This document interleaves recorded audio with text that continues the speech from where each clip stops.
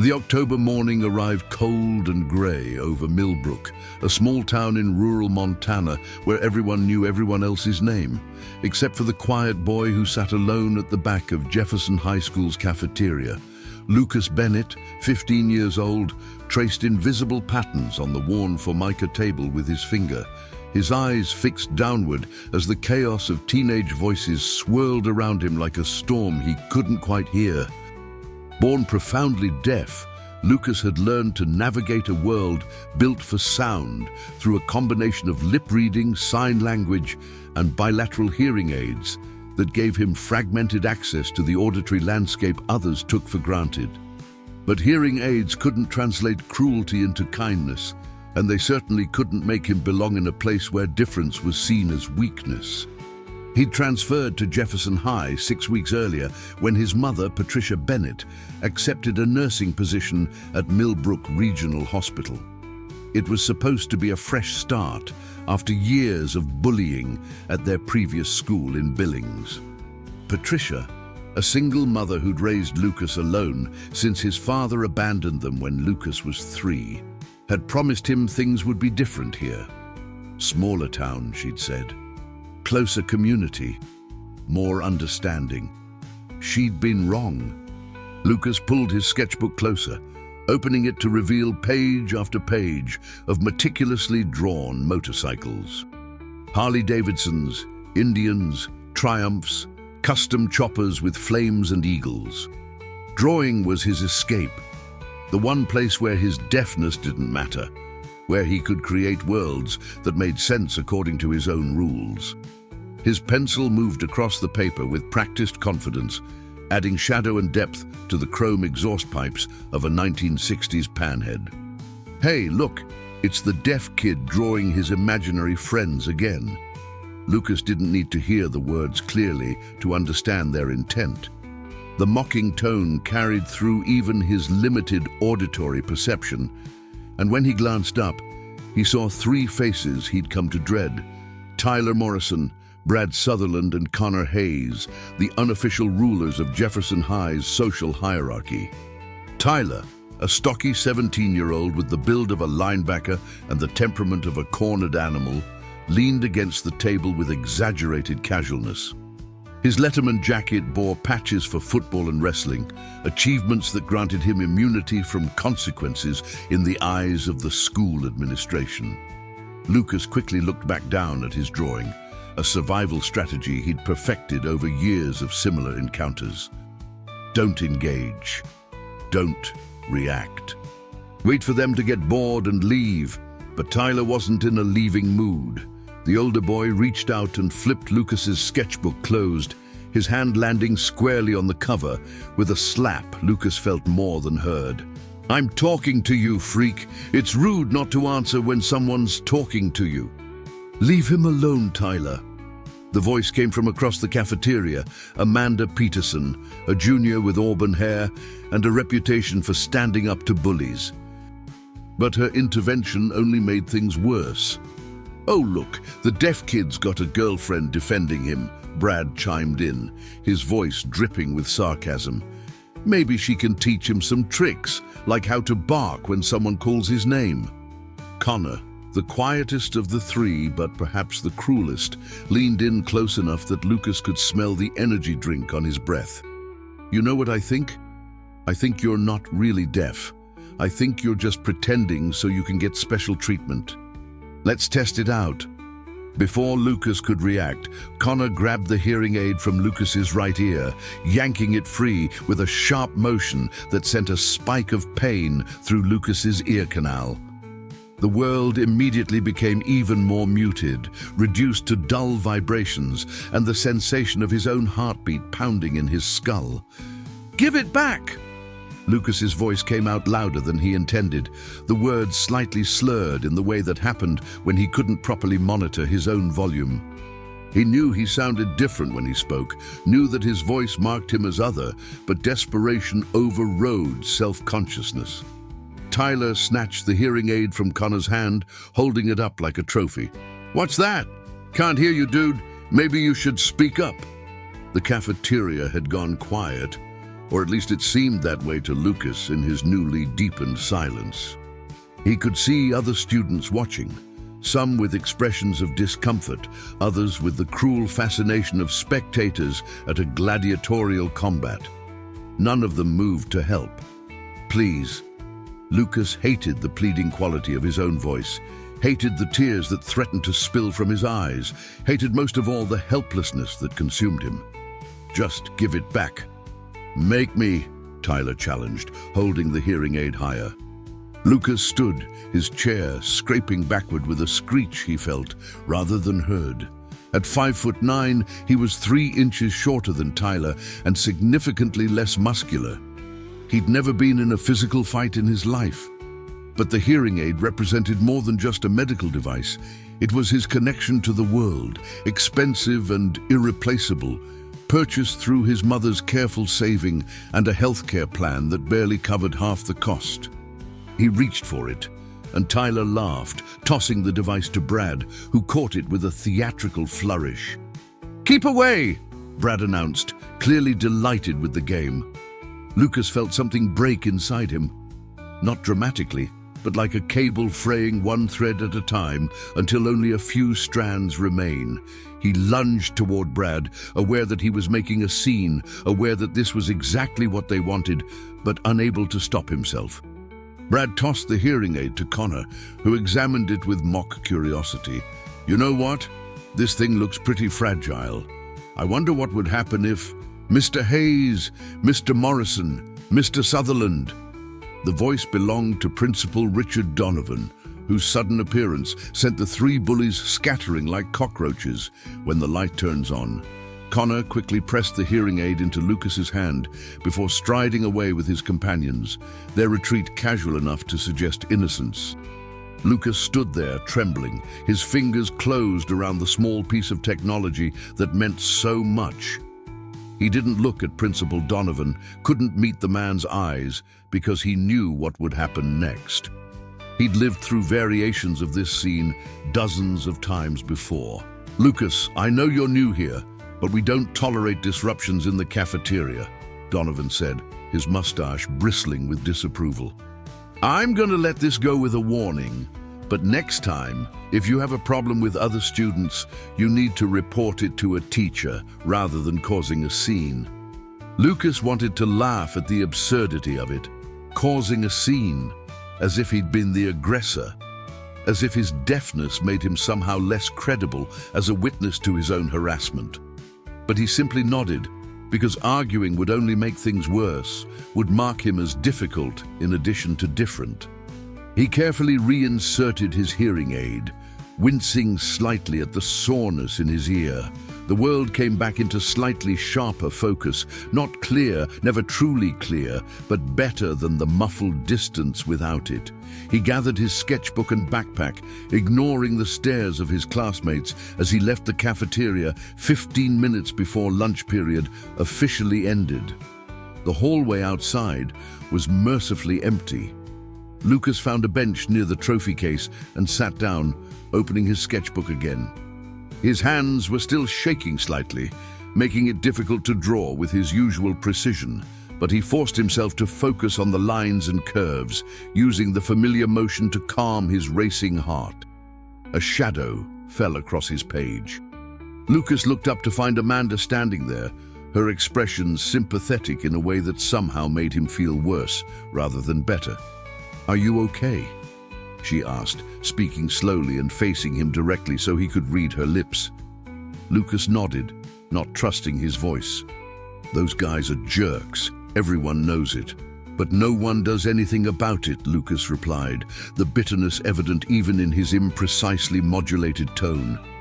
Amanda's face showed guilt and frustration in equal measure. "I know. I'm sorry. I should have done more. We all should." Lucas appreciated the sentiment, but apologies didn't change reality. He'd learned long ago that most people's sympathy extended only as far as words, that when it came to actual intervention, to taking real risks for someone else's benefit, even the kindest people found reasons to step back. "It's fine," he lied. "I'm used to it." But he wasn't used to it. Not really. Each incident left its mark, adding to the accumulated weight of a lifetime of being treated as less than as a problem to be solved or an inconvenience to be tolerated. The bell rang for next period, its shrill tone cutting through even Lucas's limited hearing. Amanda offered him a small, sad smile before heading toward her own class. Lucas remained seated for another moment, staring down at his drawing of the motorcycle. Beautiful, powerful, free in a way he could never be. He wondered what it would feel like to ride one, to feel the vibration of the engine, to move through the world with that kind of confidence and purpose. Motorcycles didn't care if you could hear them or not. They simply were, unapologetically themselves. Maybe that was why he loved drawing them so much. Lucas closed his sketchbook and stood, shouldering his backpack with the weary motion of someone much older than 15. He had 3 more classes to endure before he could escape to the safety of home, where his mother would ask him about his day, and he would lie, telling her everything was fine because she worked so hard and worried so much and deserved to believe her sacrifices were worthwhile. As he walked toward his algebra classroom, Lucas caught his reflection in a glass display case, a thin, unremarkable boy with brown hair and brown eyes, wearing jeans and a plaid shirt that helped him blend in rather than stand out. Nothing about his appearance indicated his deafness, except for the small hearing aids tucked behind his ears. He looked normal, but normal was a lie, a costume he wore that never quite fit right. The afternoon passed in its usual haze of partial comprehension. Lucas's teachers at Jefferson High, unlike those at his previous school, hadn't been trained in supporting deaf students. They meant well mostly, but they forgot to face him when speaking, forgot that he needed to see their mouths to supplement what little he could hear. They wrote important information on the board without announcing it aloud, then seemed surprised when Lucas missed deadlines or instructions. Mrs. Patricia Miller, his English teacher, was the exception.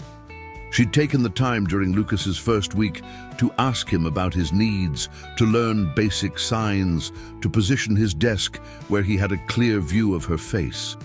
But even her kindness highlighted how little effort everyone else made.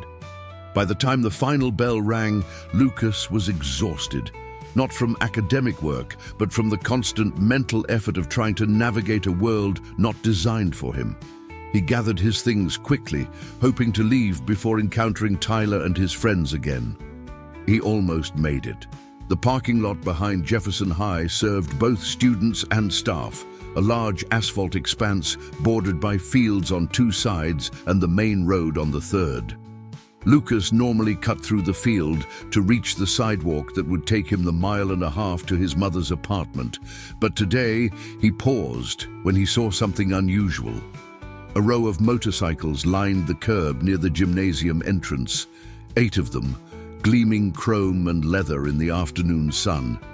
Lucas recognized some of the models: a Harley-Davidson Softail, a Victory Hammer, an Indian Chief. They belonged to a local riding club called the Iron Ridge Brotherhood, a group of veterans and motorcycle enthusiasts who organized charity rides and community service projects. Lucas had seen them around town, had admired their bikes from a distance, but he'd never been this close to such beautiful machines. Despite his desire to get home quickly, he found himself drawn toward them, his artist's eye cataloging details: the custom paint job on the Indian, the vintage saddlebags on the Harley, the chrome work that caught and reflected the afternoon light. He was so focused on the motorcycles that he didn't notice Tyler, Brad, and Connor until it was too late. "Well, well, look who we have here," Tyler announced, his voice carrying that aggressive false cheer that preceded violence. "The deaf kid just can't stay away from us, can he?" Lucas's heart sank. The 3 bullies positioned themselves between him and the field, cutting off his usual escape route. Behind him lay the parking lot and the motorcycles. To his left, the gymnasium wall. To his right, more cars. He was effectively trapped. "Still drawing your little bike pictures?" Brad reached out and snatched Lucas's backpack before he could protect it, unzipping it and pulling out the sketchbook. "Let's see what we've got here." "No, please!" Lucas reached for the sketchbook, but Connor blocked him, shoving him backward with enough force to make him stumble. Brad began tearing pages from the sketchbook, letting them flutter to the ground like wounded birds. Each rip felt like a physical blow to Lucas. Hours of work, weeks of careful detail, his only source of joy and pride, destroyed casually and for no reason except that these boys could destroy it. "Stop!" Lucas's voice cracked with emotion. "Please just stop."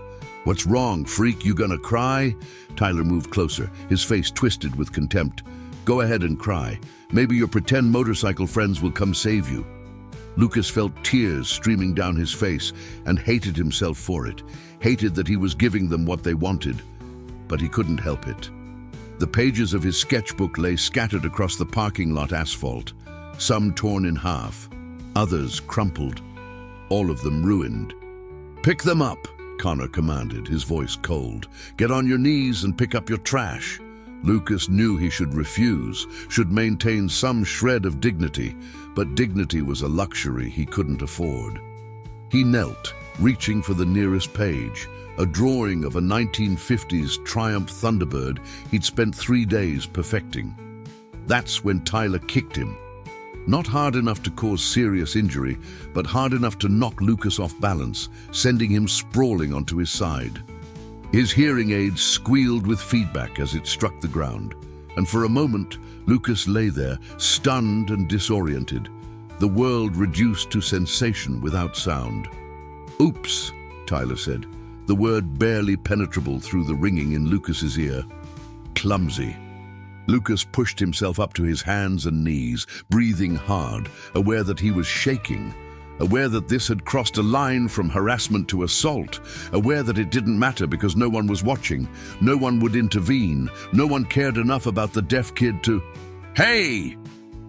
The voice was loud enough that even Lucas's impaired hearing caught it, a deep, commanding bark that cut through everything else.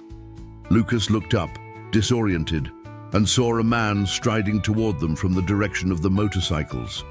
He was tall, maybe 6'3", with broad shoulders and a grey beard streaked with white. He wore a leather vest over a black t-shirt, jeans and boots, and his arms were covered in tattoo sleeves that depicted eagles and flags and names of people or places Lucas couldn't make out from his position on the ground. His expression was thunderous. "What the hell do you think you're doing?" the man demanded, his voice carrying the kind of authority that came from years of command. Tyler immediately shifted his demeanor, affecting innocence. "Nothing, sir. We were just... I saw what you were doing. I saw you attack that boy." The man, Lucas could now see the name Mike embroidered on his vest, pointed at Tyler with one thick finger. "And I saw you tear up his property. That's assault and destruction of property, both criminal offenses." "It was just a joke," Brad tried to explain, his voice uncertain now. "We were just messing around." "Messing around?" Mike's tone could have frozen fire. "You three against one kid on the ground? That's your idea of messing around?" By now, other men had emerged from inside the gymnasium, clearly members of the same riding club. They formed a semicircle behind Mike, 7 more leather-clad men whose presence radiated quiet menace. Lucas recognized some of them from around town: the mechanic who ran Morrison's auto shop, the retired teacher who volunteered at the library, the contractor whose company had built the new elementary school. "We're sorry," Connor said quickly, genuine fear entering his voice for the first time. "We didn't mean..." "You're sorry you got caught," corrected a shorter man whose vest identified him as Tommy. "Big difference." Mike walked over to where Lucas still knelt on the ground and extended his hand. "Let me help you up, son." Lucas hesitated for a moment, then accepted the offered hand, allowing Mike to pull him to his feet. Up close, he could see that the older man's eyes were kind, despite his fierce expression, and his grip was firm but careful, as if he understood his own strength and chose to moderate it. "You hurt?" Mike asked, speaking clearly and facing Lucas directly. Lucas touched his side, where Tyler had kicked him, finding a tender spot that would probably bruise, but nothing worse. He shook his head. "Can you hear me okay?" Lucas nodded, grateful that this stranger instinctively understood to face him when speaking. Mike turned back to the three bullies, his expression hardening again. "Pick up those papers, every single one of them, now." Tyler looked like he wanted to argue, but the presence of 8 grown men, most of whom had served in the military and all of whom looked perfectly capable of backing up any threat with action, convinced him otherwise. He, Brad, and Connor began gathering the scattered pages, shooting occasional resentful glances at Lucas that promised future retribution. "What are your names?" Mike asked once the boys had collected the torn papers. "Tyler Morrison, Brad Sutherland, Connor Hayes." Mike pulled out his phone and typed the names into his notes app. "And you?" He directed the question to Lucas. "Lucas Bennett," Lucas replied, his voice steadier now. "Well, Lucas Bennett, I'm Mike Harrison, and these are my brothers from the Iron Ridge Brotherhood." He gestured to the other men, who nodded in acknowledgement. "We were here setting up for a fundraiser for disabled veterans. Seems like we showed up just in time." Tommy stepped forward, holding out Lucas's battered sketchbook. Several pages had been shoved back inside haphazardly, and the spine was cracked, but at least it was mostly intact. "These drawings yours?" Lucas nodded, taking the sketchbook with trembling hands.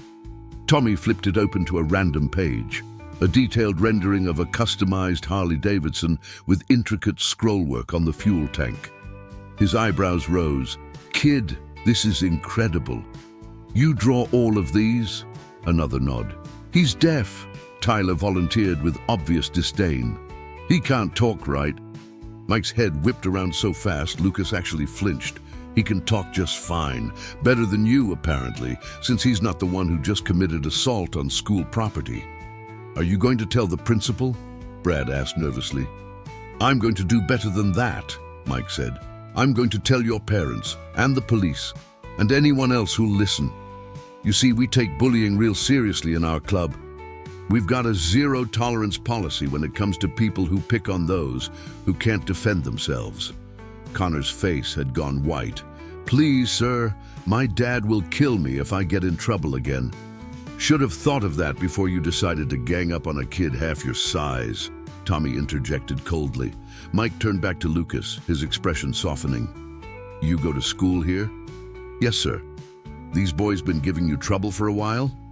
Lucas hesitated, old habits of silence and self-protection warring with the sudden unfamiliar possibility that someone might actually care about the truth. Finally, he nodded. "Nobody's done anything about it?" Another nod. Mike's jaw tightened. "That's going to change. Right now. Come on." He placed a hand on Lucas's shoulder, gently, asking rather than demanding, and guided him toward the gymnasium. The other members of the Iron Ridge Brotherhood fell into formation around them, creating a protective barrier that included Lucas and excluded the 3 bullies. "Wait, where are you taking him?" Tyler called out, panic edging into his voice. "To see your principal," Mike replied without turning around, "and then to see my friend Lieutenant Hayes at the police station. You boys are welcome to come along, or you can wait here for your parents. Either way, this conversation is happening." Lucas found himself swept along in the wake of these imposing men, feeling simultaneously overwhelmed and safer than he'd felt in months. They entered the gymnasium through a side door, their boots echoing on the polished wooden floor. Principal Donovan was in his office, adjacent to the gym, reviewing paperwork.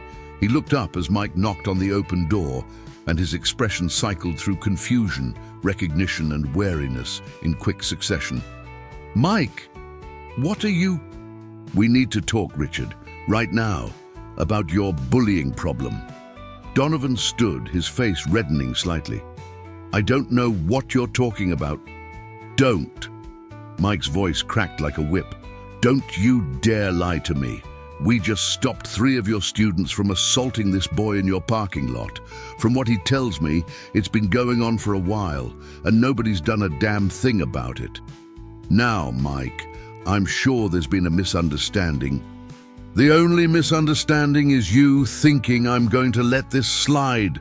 Mike pulled out his phone. I've got the names of the 3 perpetrators. I've got photographic evidence of the damaged property, and I've got 7 witnesses who saw the whole thing. So you can either deal with this properly right now, or I can go straight to the school board and the local news. Lucas watched this exchange with something approaching awe. No adult had ever advocated for him this forcefully, this immediately, with this kind of righteous anger on his behalf. His mother tried her best, but she was worn down by work and worry, too tired to fight every battle. The teachers at his old school had been sympathetic, but ultimately ineffective. But Mike Harrison fought like Lucas mattered, like his pain and humiliation were important enough to demand justice. Donovan's shoulders sagged slightly. All right, let me call the boys in. And their parents. We'll sort this out. Damn right we will, Tommy muttered from behind Mike. Over the next hour, Lucas watched as a reckoning unfolded. Tyler, Brad, and Connor were called into the office. Their parents arrived, some defensive, others immediately angry with their sons upon hearing the details. The police weren't called. Mike decided to show mercy on that front after Lucas hesitantly asked him not to, but all 3 boys received 3-day suspensions and were required to pay for a replacement sketchbook and art supplies. More importantly, Principal Donovan was backed into a corner by Mike's relentless insistence that the school implement real anti-bullying measures, starting with mandatory staff training on supporting students with disabilities. And I'll be checking in, Mike promised, his tone making it clear this wasn't an idle threat. Regularly. Lucas here has my phone number now. If I hear that anything like this happens again, to him or any other student, we're going to have a much bigger problem. Am I making myself clear? Donovan nodded, looking thoroughly cowed. Finally, as the sun began to set outside the gymnasium windows, Mike walked Lucas out to the parking lot where his mother had just arrived, having been called by the school.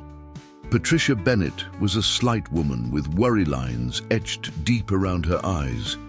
The kind of person who'd been fighting uphill battles for so long that she carried the weight of them in her posture. She rushed to Lucas, signing frantically, her hands forming the shapes that asked if he was okay, if he was hurt, what happened. Lucas signed back, telling her a simplified version of events. But Mike stepped forward, introducing himself and providing a more complete picture. "Ma'am, your son's got talent," Mike said, showing Patricia one of Lucas's surviving drawings. Real talent, and he deserves better than what he's been getting at this school. Patricia's eyes filled with tears. Thank you for helping him. I try so hard, but I work such long hours and I can't always be there." "Nobody's blaming you," Mike said gently. "You're doing a great job raising this kid, but sometimes it takes a village, you know, and that's what we're here for." He pulled out a business card and handed it to Patricia. "Iron Ridge Brotherhood. We meet every Saturday morning at Morrison's Auto Shop on Fletcher Street. Lucas would be welcome anytime. We could use an artist to help with some designs for our charity work, if he's interested." Lucas's eyes widened. "Really? Really? You draw bikes better than anyone I've ever seen, kid. That's a gift. You should share it." As Mike and his fellow riders mounted their motorcycles and started their engines, a rumble Lucas could feel in his chest, even if he couldn't fully hear it. Lucas felt something shift inside him. The humiliation of the afternoon didn't disappear exactly, but it became bearable, contextual, rather than definitive. For the first time since moving to Millbrook, Lucas Bennett didn't feel entirely alone. And sometimes that was enough. Saturday morning arrived with a crispness that promised autumn's full arrival. Lucas woke early, before his alarm, and lay in bed staring at the ceiling of his small room. His mother's apartment was modest, a two-bedroom unit in a complex on the outskirts of Millbrook that attracted mostly single parents and retirees. The walls were thin enough that Lucas could feel the vibrations of footsteps from the apartment above, and the heating system clanked and groaned in a way that his hearing aids picked up as irregular static. But none of that mattered this morning. This morning, he was going to Morrison's auto shop to meet with the Iron Ridge Brotherhood. He'd almost talked himself out of it a dozen times over the past 3 days. What if Mike had only extended the invitation out of pity? What if the other club members didn't want a deaf teenage kid hanging around? What if he showed up and nobody remembered who he was? But his mother had crushed those doubts with her characteristic determination. "Lucas Bennett," she'd signed firmly last night. "You are going. That man showed you kindness. The least you can do is show him respect by accepting his invitation." So Lucas showered, dressed in his best jeans and a clean t-shirt, and carefully packed his damaged sketchbook along with a new one his mother had bought. A professional-grade artist's journal with heavy paper that could handle detailed pencil work. She'd spent money they didn't really have on it, and that fact alone made Lucas determined to use it well. His mother drove him to Morrison's auto shop, a sprawling building on the industrial side of town, surrounded by a gravel lot where cars in various states of repair sat waiting for attention.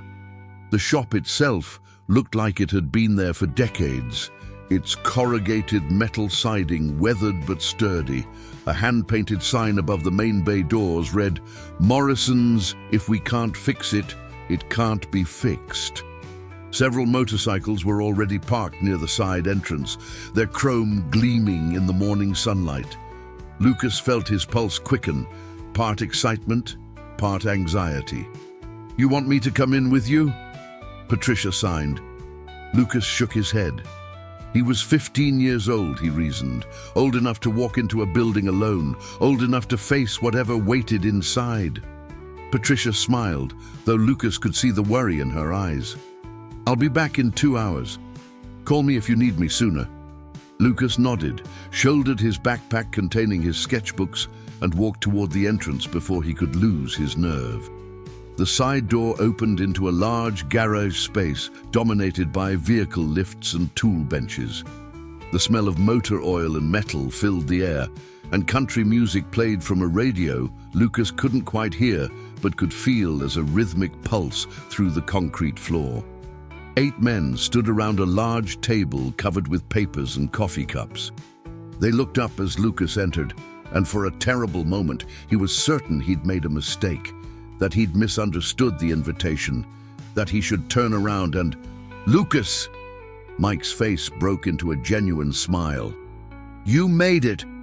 Come on over here, son!" The tension in Lucas's shoulders eased slightly.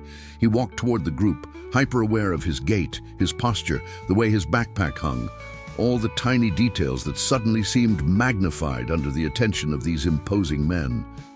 "Everybody, this is Lucas Bennett, the artist I told you about," Mike announced. "Lucas, let me introduce you to the crew." He went around the table, pointing to each man in turn. "You remember Tommy Briggs. He owns this shop. That's David Chen, retired Marine, best mechanic in 3 counties. Next to him is Jackson Ward, contractor. Then we've got Peter Donovan. Yeah, he's related to your principal, his cousin, but Pete's actually a decent human being." Peter, a man in his 40s with salt and pepper hair, grinned. "Don't hold family against me, kid," Mike continued. "That's Anthony Rodriguez, firefighter. Marcus Webb teaches shop at the community college. And finally, Stephen Palmer. He runs the hardware store on Main Street." Each man nodded or raised a hand in greeting. Lucas tried to memorize their names and faces, acutely aware that he was the youngest person in the room by at least 20 years. "Can you hear us okay?" David Chen asked, facing Lucas directly. "Yes, sir. Better if you face me when you talk, but I can hear some." "Fair enough. We'll make sure to do that." Tommy wiped his hands on a shop rag and gestured to an empty chair. "Have a seat, Lucas." We were just going over plans for our Veterans Day charity ride. It's our biggest event of the year. We raise money for disabled vets, their families, folks who need help with medical bills or home modifications. Lucas sat, feeling oddly formal in this casual space. He noticed that the men had repositioned themselves slightly so that he had a clear view of whoever was speaking. A small accommodation that they made naturally without drawing attention to it. "Mike says you're one hell of an artist," Jackson said. "He showed us some photos of your work. Really impressive stuff."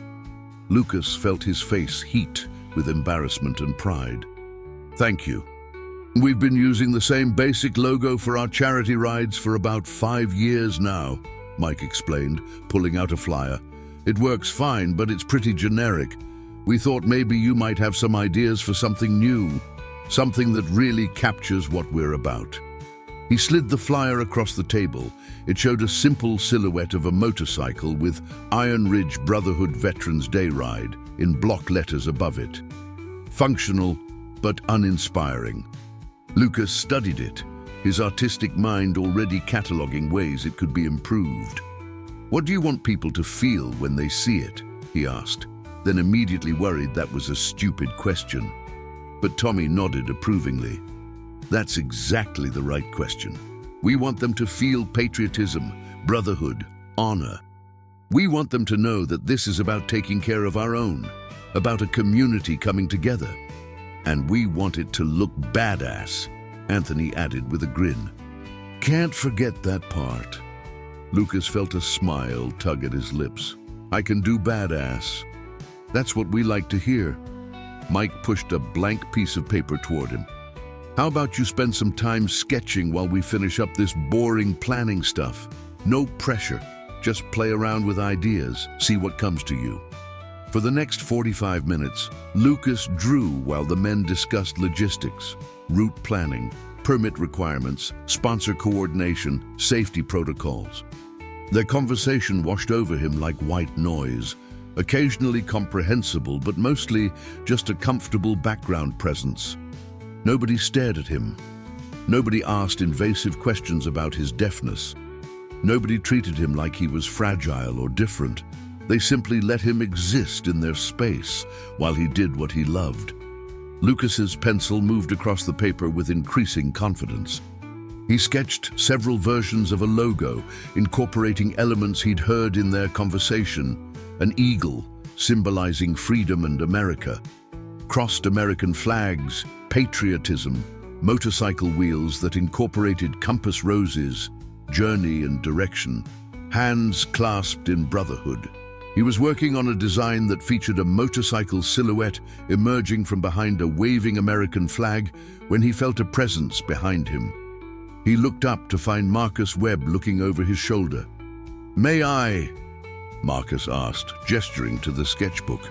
Lucas nodded, sliding it over so Marcus could see better. The older man picked it up, examining each version Lucas had created. "Gentlemen," Marcus called out, his voice cutting through the conversation. "You need to see this." The other men gathered around as Marcus laid out Lucas's sketches on the table. There was a moment of silence, and Lucas felt his anxiety spike. Maybe they hated them. Maybe he'd misunderstood what they wanted. "Kid," Tommy breathed, "this is incredible." "This one," Stephen pointed to the design with the eagle and flags. "This is exactly what we've been trying to articulate for years." David picked up another sketch. This one showing a line of motorcycles on a winding road with mountains in the background and the words, "We ride for those who can't," in stylized script. "This could be our new motto. This is perfect." Mike clapped a hand on Lucas's shoulder, gently, always gently, as if he understood that Lucas had experienced enough harsh treatment to last a lifetime. "You just earned yourself a place in this club, son, if you want it." Lucas looked up at him, uncertain if he'd understood correctly. "I'm not a veteran. I don't even have a motorcycle." "The Iron Ridge Brotherhood isn't just for veterans," Pete explained. "It's for people who share our values, honor, loyalty, service to community. We've got members who never served in the military. What matters is the person you are and what you contribute. Plus, Anthony added with a grin, we need someone to keep designing our stuff. I'm tired of Jackson's cousin making flyers that look like they were done in 1995. Hey! Jackson protested, but he was smiling. As for the motorcycle, Tommy said, we can fix that problem. I've got a 1972 Honda CB350 in the back that someone abandoned here 5 years ago. Engine needs rebuilding. Bodywork needs serious attention, but the frame's solid. You put in the labor to fix it up, learn the mechanics, and it's yours when you turn 16. Lucas felt like the world had tilted slightly off its axis. I can't afford. We're not asking you to buy it, David interrupted. We're offering you a project, a way to learn. You work on it here with supervision using shop tools. You learn mechanics from Tommy, welding from Jackson, paint from Marcus. It'll take months, maybe a year, but at the end of it, you'll have a bike you built yourself, and more importantly, you'll have skills nobody can take away from you. And, Mike added, you'll have brothers, real ones, the kind who show up when someone's giving you trouble, the kind who have your back no matter what, if you want that. Lucas found himself unable to speak around the lump in his throat. He'd spent so much of his life feeling isolated, marked as different, struggling to find where he fit in a world that seemed determined to exclude him. And now these men, these tough, leather-clad, tattooed men who looked like they could break him in half, were offering him not just acceptance, but belonging. He nodded, not trusting his voice, hoping they understood what that gesture meant. "All right then," Mike said, his own voice suspiciously gruff. "Welcome to the Brotherhood, Lucas Bennett. Let's go see your new project." They led him through the main shop to a storage area in back where a dusty, beat-up motorcycle sat on a workbench, partially disassembled. To most people, it probably looked like junk. Faded red paint covered in primer patches, chrome pitted with rust, upholstery torn and moldy. But to Lucas, it looked like possibility. Tommy handed him a shop rag. "First lesson, before you can rebuild something, you need to understand what you're working with. Start cleaning. Get to know every inch of this machine. We'll begin the real work next week." Lucas took the rag and got to work, wiping away years of accumulated grime. The men drifted back to their planning meeting, but Marcus stayed behind, showing Lucas the basic components: engine, transmission, carburetor, electrical system. "Motorcycles are a lot like people," Marcus said thoughtfully. "Sometimes they get beat up, neglected, forgotten, but that doesn't mean they're beyond saving. With patience, skill, and people who care enough to put in the effort, even something that looks like it's past help can be restored, can become something beautiful again." Lucas understood that Marcus wasn't just talking about the Honda. The 2 hours passed faster than Lucas thought possible. When his mother returned to pick him up, she found him covered in grease, grinning wider than she'd seen him smile in months. Patricia's eyes glistened as Mike explained the arrangement. Lucas would come in every Saturday morning to work on the motorcycle, learn from the men, help with design work for their charity events. No cost, no obligation, just an opportunity. "You've done so much for him already," Patricia signed, her hands shaking slightly with emotion. "I don't know how to thank you." Mike smiled. "Ma'am, your boy's got talent and heart. All we're doing is giving him a chance to develop both. That's what community's supposed to do." On the drive home, Patricia kept glancing at Lucas, her expression cycling between joy and worry. "What?" Lucas finally signed. I'm so glad you found this." She signed back at a red light. "But I'm worried too. These are grown men, Lucas. Good men, I think. But still, promise me you'll be careful. If anything ever makes you uncomfortable." "Mom, they're bikers, not criminals," Lucas interrupted. "And they're the first people since we moved here who've treated me like I'm actually worth something." Patricia's eyes filled with tears again, and she pulled over into a parking lot so she could respond properly. You've always been worth something. You've always been worth everything. I hate that the world makes you feel otherwise. I know, Mom, I know. They sat there for a moment, mother and son, both aware of the difficulties that lay ahead, but for the first time in a long time, hopeful that those difficulties might be navigable with the right people in their corner. Monday morning arrived too quickly. Lucas entered Jefferson High with trepidation, hyper-aware that Tyler, Brad, and Connor had returned from their suspensions the previous Friday. He'd managed to avoid them by staying in classrooms during breaks and leaving immediately after school, but he knew that confrontation was inevitable. It came during lunch period. Lucas was at his usual spot at the back of the cafeteria, working on a refined version of the Iron Ridge Brotherhood logo, when a shadow fell across his table. He looked up to find Tyler standing there, his expression carefully neutral. "Bennett, can we talk?" Lucas's first instinct was to run. His second was to call for help, but something in Tyler's posture, a lack of the usual aggressive confidence, made him pause.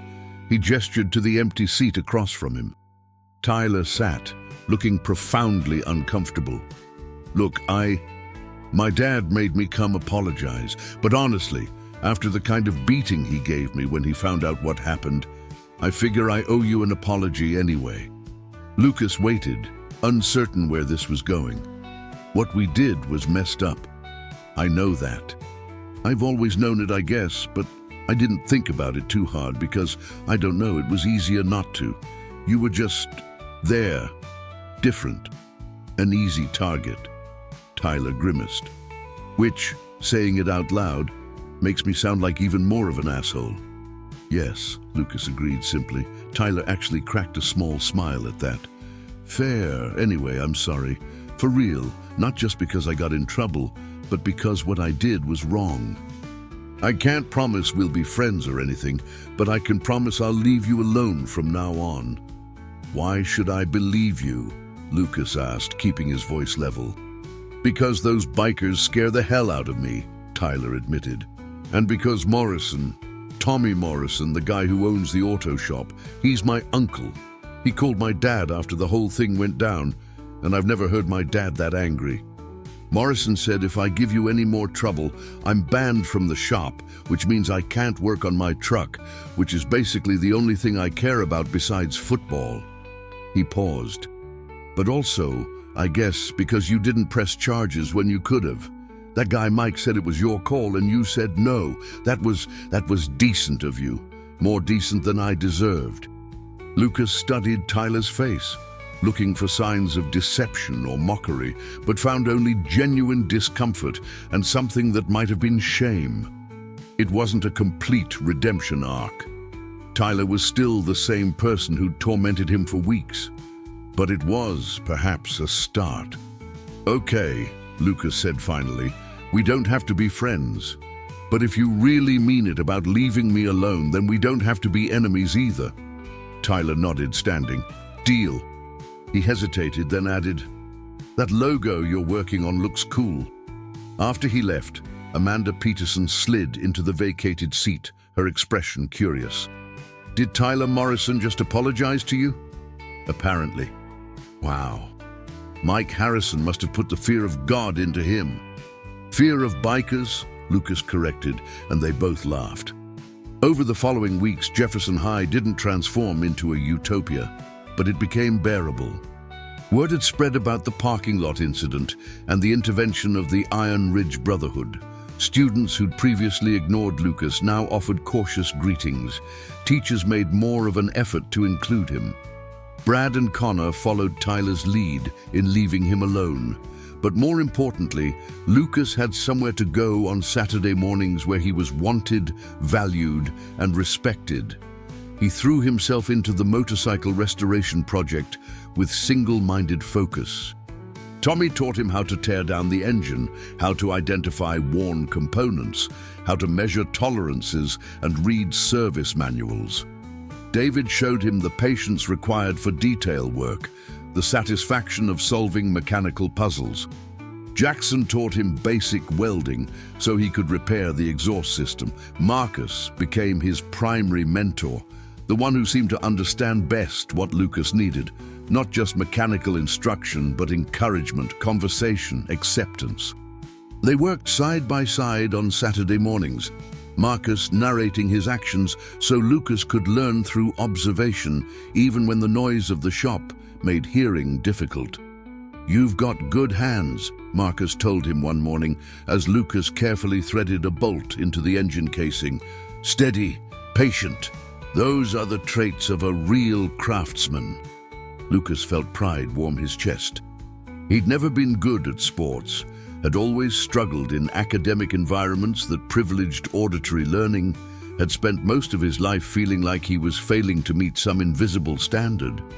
But here, working with his hands on something real and concrete, he excelled.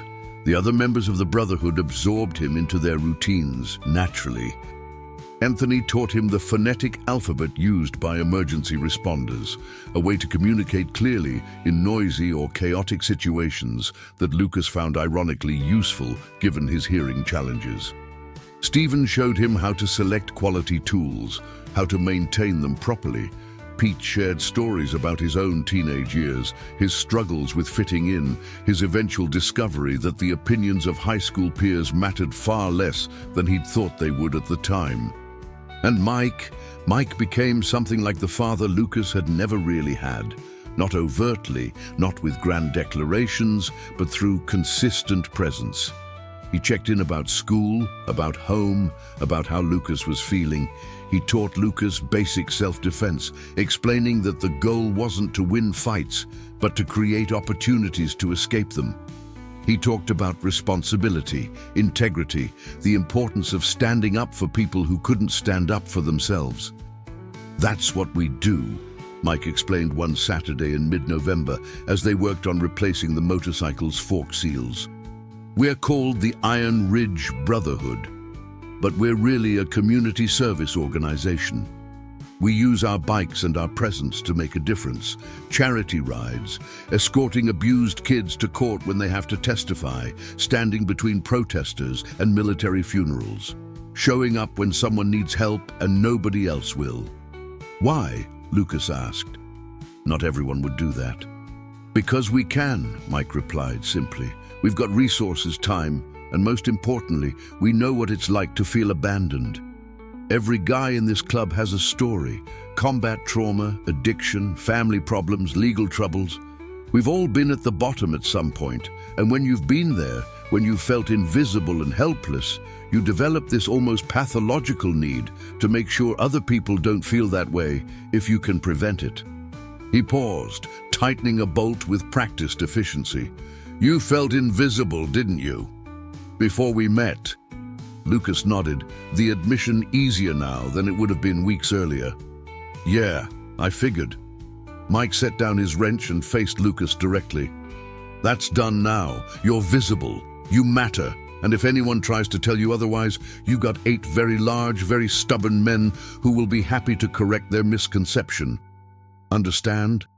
Lucas smiled. "Yes, sir." "Good. Now hand me that 10mm socket before this fork seal decides it doesn't want to cooperate." By late November, the motorcycle was beginning to look like something that might actually run. The engine had been fully rebuilt and tested on a stand. The electrical system had been rewired. Jackson had fabricated a new exhaust system. The frame had been powder-coated black, and Marcus was teaching Lucas proper painting techniques so they could restore the gas tank and fenders. "What color are you thinking?" Marcus asked as they stood in the paint room looking at color samples. Lucas considered. The bike had originally been red, but he'd never been particularly drawn to red. Blue felt too common, green too military. Black seemed obvious given the frame color. "Midnight blue," he said finally, "with silver metal flake, like a night sky." Marcus grinned. "Now that's a choice with vision. I like it. We'll need to do multiple coats, wet sand between each one, really make it shine. It's time-consuming work." "I've got time." And he did. For the first time in his life, Lucas wasn't just marking days off a calendar, waiting for some distant future when things would magically improve. He was engaged in the present, building something real with his own hands, surrounded by people who saw his potential rather than his limitations. The Wednesday before Thanksgiving, Mrs. Miller announced a creative writing assignment. Students were to write about a person who'd made a significant impact on their life. Lucas usually dreaded these kinds of assignments, which seemed designed to highlight everything he didn't have. Close friends, involved extended family, typical teenage experiences. But this time, he found himself writing eagerly, the words flowing faster than his pencil could keep up. He wrote about Mike Harrison and the Iron Ridge Brotherhood, about the motorcycles and the restoration project, about learning that strength could be gentle and that real masculinity involved protecting vulnerable people rather than dominating them. When Mrs. Miller collected the assignments, she paused at Lucas's desk. "Would you be willing to read yours aloud to the class?" she asked, facing him directly. Lucas's first instinct was to refuse. Public speaking terrified him. His voice always sounded wrong to his own ears, and he couldn't monitor his volume or clarity the way hearing people could. But then he thought about Mike's lessons on courage, about Tommy's insistence that Lucas had value to contribute, about Marcus's gentle encouragement to take up space rather than apologizing for his existence. "Okay," he said, "I'll try." The next day, he stood at the front of the classroom and read his essay. His voice wavered at first, but it steadied as he continued, drawing strength from the truth of the words. He talked about isolation and intervention, about motorcycles as metaphors for resilience, about communities that choose to care. When he finished, there was a moment of silence. Then Amanda started clapping, followed by Mrs. Miller, then the rest of the class. It wasn't a standing ovation. This was high school, after all, and teenage social dynamics prohibited excessive displays of sentiment, but it was genuine appreciation. Tyler, sitting in the back row, met Lucas's eyes and nodded once. A gesture of respect, perhaps, or acknowledgement. Either way, it mattered. That Saturday at Morrison's auto shop, Lucas showed Mike the essay. The older man read it carefully, his expression thoughtful. "This is good, Lucas. Really good. You write like you draw, with honesty and detail. Mrs. Miller said I should submit it to a contest, something about young writers." "You should," Mike agreed. "But more importantly, you should keep writing. You've got a voice worth hearing, Lucas. Don't let anyone convince you otherwise." Those words echoed in Lucas's mind as he worked on the motorcycle's paint job over the next few weeks. Marcus supervised as Lucas applied coat after careful coat of midnight blue, wet sanding between each layer until the surface was glass smooth. Then came the silver metal flake clear coat that made the whole thing shimmer like starlight. "Beautiful work," Marcus said as they stood back to admire the finished tank. "Professional quality. You should be proud." Lucas was proud.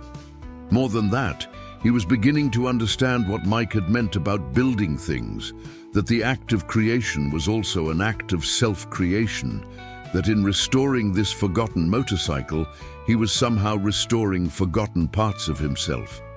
December brought snow to Millbrook, transforming the small Montana town into something from a postcard. Lucas had always loved winter. The way snow muffled sound made the world more manageable for him, brought everyone closer to his experience of constant dampening and distance. The motorcycle restoration was nearly complete. The engine purred smoothly on the test stand. The electrical system worked perfectly. The body gleamed with its new midnight blue and silver paint. All that remained was final assembly, fluids, and a test ride that Lucas wouldn't be able to take until his 16th birthday in March. But completion of the physical motorcycle coincided with completion of something else. Lucas's transformation from isolated victim to confident young man with purpose and community. It showed in small ways. He walked differently now, with his shoulders back rather than hunched protectively. He made eye contact with teachers and classmates. He volunteered answers in class without being prompted. He'd even joined Mrs. Miller's after-school creative writing club, where his essays and short stories impressed peers who'd barely known he existed 3 months earlier. Amanda Peterson noticed. "You seem different," she told him one afternoon, as they worked together on a group project for history class. "Happier, I guess. More present." "I am happier," Lucas admitted. "I found people who actually give a damn about me." "The motorcycle club? The brotherhood, yeah." Amanda smiled. "I'm glad. You deserve good things, Lucas." It was a simple statement, but it lodged in Lucas's chest with surprising warmth. He was beginning to believe it might be true. The week before Christmas break, Principal Donovan called an assembly on bullying prevention. The timing wasn't coincidental.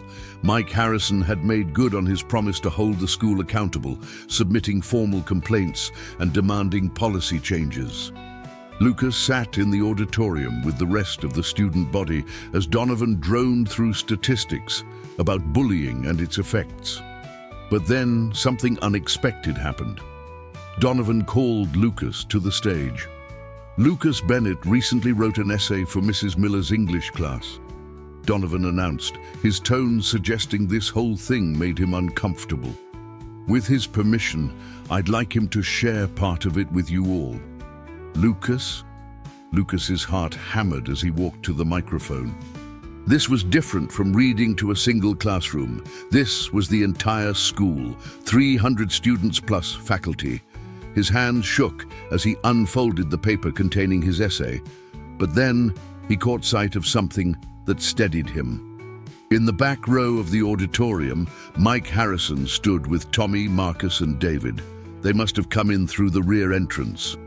Mike gave him a thumbs up, and Tommy grinned encouragingly. Lucas took a breath and began to read. His voice wavered at first, but it strengthened as he continued, speaking about isolation and intervention, about the difference between sympathy and action, about how real strength meant protecting vulnerable people. He talked about learning to rebuild a motorcycle and, in the process, learning to rebuild himself. When he finished, there was silence for a moment, that terrible pause where Lucas couldn't tell if he'd succeeded or failed. Then someone started clapping, then another person. Then the entire auditorium erupted in applause. Lucas returned to his seat in a daze, barely hearing the rest of the assembly. Afterward, students he'd never spoken to approached him, some to compliment his essay, others to share their own experiences with bullying, still others simply to acknowledge his existence in a way they hadn't before. Tyler Morrison caught him in the hallway. "That took guts," he said simply. "Respect." It wasn't an apology for past behavior. Tyler had already offered that. This was something different, acknowledgement of growth, recognition of courage, maybe even the beginning of actual respect. Lucas nodded his thanks, still processing what had just happened. That Saturday at Morrison's auto shop, the Brotherhood gathered for their final meeting before the holiday break. They'd just completed planning for a January charity ride to benefit a local family whose house had burned down, leaving them homeless right before Christmas. "Lucas," Mike called out, "come here a minute. We've got something for you." Lucas set down the wrench he'd been using to adjust the motorcycle's rear brake and walked over to where the men had gathered around a large box. "We know you can't ride until March," Tommy said, "but we figured you should look the part when the time comes." David opened the box to reveal a leather motorcycle jacket, black, with the Iron Ridge Brotherhood patch sewn onto the back. It was clearly expensive, made of thick, supple leather with armor padding at the shoulders and elbows. "Try it on," Marcus urged. Lucas slipped into the jacket. It fit perfectly, settling on his shoulders with comfortable weight. He looked down at the Brotherhood patch, the logo he'd designed, now emblazoned on his own jacket, marking him as one of them. "You're a prospect right now," Mike explained. "That means you're learning, proving yourself. When you turn 18, and if you choose to, you can become a full member. But regardless of official status, you're our brother. You've earned that." Lucas felt tears prick his eyes and didn't bother hiding them. These men had given him so much more than a jacket or a motorcycle. They'd given him belonging, purpose, and proof that he mattered. "Thank you," he managed to say, "for everything." "Don't thank us yet," Anthony said with a grin. "We're putting you to work. That family whose house burned down, they've got 3 kids who lost all their Christmas presents in the fire.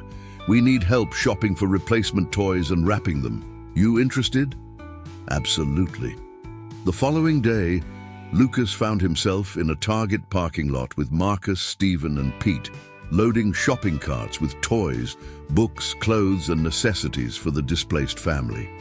They'd raised over $2,000 through a combination of club funds and community donations, and they were determined to make this family's Christmas as normal as possible under the circumstances.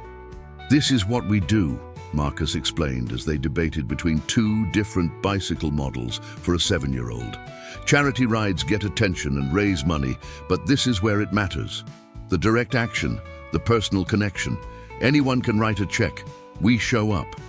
They delivered everything to the motel where the family was temporarily staying. The parents, Frank and Jennifer Harris, were overwhelmed to the point of tears. Their 3 children, ages 7, 9, and 12, stared at the pile of gifts with expressions of pure wonder. "We don't know how to thank you," Jennifer kept saying. "We lost everything, everything." "You don't need to thank us," Mike replied. "Just when you're back on your feet, pay it forward. Help someone else who needs it. That's how community works." Lucas watched the children tear into wrapping paper with uninhibited joy, and he understood something profound. These men, these supposedly tough, intimidating bikers, spent their free time and money ensuring that traumatized kids could have a decent Christmas. They showed up when it mattered, consistently and without fanfare.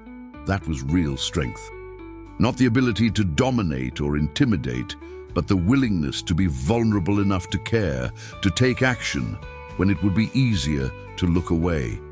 Christmas came and went quietly for Lucas and his mother. They couldn't afford much. Patricia's nursing salary stretched thin even in good months, but they had each other and they had hope for the future, which was more than they'd had a year earlier. Lucas gave his mother a portrait he'd drawn of her, not from a photograph, but from memory, capturing not just her features, but the determined kindness in her expression. She cried when she saw it, hanging it immediately above the kitchen table.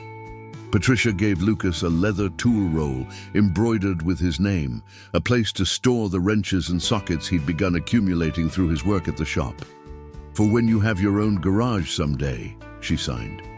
The new year arrived with fresh snow and fresh possibilities. Lucas returned to school in January with renewed confidence, his Brotherhood jacket worn proudly over his regular clothes. Some students asked about it. He told them, briefly but honestly, about the men who'd stood up for him and the community they'd invited him to join. Word spread. The Iron Ridge Brotherhood's reputation in Millbrook shifted from those bikers to those guys who do charity work. Mike received calls from other parents dealing with bullying situations, asking for advice or intervention. The club became known not just for their motorcycles, but for their moral stands. In February, Mrs. Miller announced that Lucas's essay had won 3rd place in a statewide young writers competition. The prize included $200 and publication in a regional literary magazine. Lucas immediately donated the money to the Brotherhood's charity fund over Mike's protests. "You earned that, Lucas. Keep it." "I want to contribute," Lucas insisted. "You've all given me so much. Let me give back." Mike studied him for a moment, then nodded with obvious pride. "All right, but only if you promise to keep writing. Deal?" "Deal." Lucas's 16th birthday arrived on March 15th with unseasonable warmth, a false spring that melted snow and revealed muddy earth. The Brotherhood gathered at Morrison's auto shop for the occasion, ostensibly to do routine maintenance on their bikes, but really to witness Lucas's first ride. The Honda CB350 sat gleaming in the morning sunlight, every inch of it restored through Lucas's own labor. Tommy had helped him install the final components the previous weekend: battery, fluids, cables. All that remained was to start it and ride. "You ready?" Mike asked, holding out a helmet, a gift from the club, custom painted to match the motorcycle's midnight blue finish. Lucas nodded, his mouth too dry for speech. He'd practiced on the club's dirt bike course behind the shop, had studied riding techniques in videos and manuals, but this was different. This was his motorcycle, his accomplishment, his moment. He mounted the bike, familiarizing himself again with the controls. The seat was firm, but comfortable. The handlebars were positioned exactly right. Everything about the machine felt like an extension of himself, because in a real sense, it was. "Remember," Tommy called out, "start with the choke, give it a little throttle, ease out the clutch. You've done this 100 times on the practice bike." Lucas turned the key, pulled in the clutch, and pressed the starter button. The engine caught immediately, settling into a smooth rumble that he felt more than heard, a deep vibration that traveled through the frame into his bones. It was the most beautiful sound he'd never quite heard. He eased out the clutch, feeding in throttle carefully, and the motorcycle moved forward. Slowly at first, then with increasing confidence, Lucas rode across the shop's parking lot, executing the basic maneuvers Tommy had taught him: figure eights, emergency stops, slow speed control. The Brotherhood cheered and whistled. Lucas completed a lap of the lot, then another, gradually relaxing into the rhythm of riding. The motorcycle responded to his inputs with precision, all those hours of careful assembly paying off in smooth performance. After 10 minutes, he pulled back to where the men stood and killed the engine. "How does it feel?" Marcus asked, grinning widely. "Perfect," Lucas replied, and meant it. "Absolutely perfect." Mike clapped him on the shoulder. "You earned this, son. Every bolt, every cable, every drop of sweat. This bike is yours because you built it. Nobody can take that away from you." Later, after celebrating with pizza and continued riding practice, Lucas sat with Mike on the shop's loading dock, watching the sun begin its descent toward the mountains. "I've been thinking," Lucas said carefully, "about after high school." "Yeah? What about it?" "I want to go to college, study engineering or design. But I also want to stay involved with the Brotherhood, keep giving back to the community." "Those aren't mutually exclusive," Mike pointed out. "We've got members all over the state. Wherever you end up, you'll have brothers nearby. And the work we do, it doesn't require you to live in Millbrook, it just requires you to care." "I do care, more than I ever thought I would about anything." Mike was quiet for a moment. "You know what I see when I look at you, Lucas?